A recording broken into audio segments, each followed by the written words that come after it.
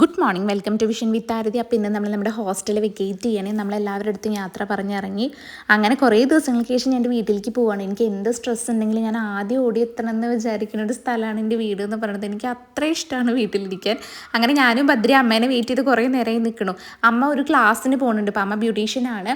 അപ്പോൾ മൂപ്പര ക്ലാസ്സൊക്കെ കഴിഞ്ഞ് ഷോപ്പ് ക്ലോസ് ചെയ്തിട്ട് ഇന്ന് നേരത്തെ വന്നു. ഞാൻ വന്നിട്ടുണ്ടല്ലോ, അതുകൊണ്ട് ഭദ്രി അമ്മേനെ അകത്തേക്ക് കടക്കാൻ സമ്മതിക്കുന്നില്ല. എന്നിട്ട് ഞാൻ അവനെ അകത്തിട്ട് പൂട്ടി. അമ്മ വരുമ്പോൾ ഭദ്രിക്ക് ഉണ്ണിയപ്പോൾ അങ്ങനെ എന്തോ കൊണ്ടുപോകുന്നുണ്ടായിരുന്നു. അതൊക്കെ കൊടുത്തതിൻ്റെ ശേഷമാണ് പിന്നെ അമ്മ ഒന്നും കൂളായത്. പിന്നെ അമ്മ വന്ന് എനിക്ക് തണ്ണിമത്തനൊക്കെ മുറിച്ചു തന്നു. എത്ര മാർക്ക്? ഇതൊക്കെ ഷൂട്ട് ചെയ്യണ്ട നാണം കെടുത്താനായിട്ട് തന്നെ 25-ൽ 8 മാർക്ക് മേടിച്ച എൻ്റെ അമ്മേനെ എല്ലാവരും കാണത്തുണ്ട്.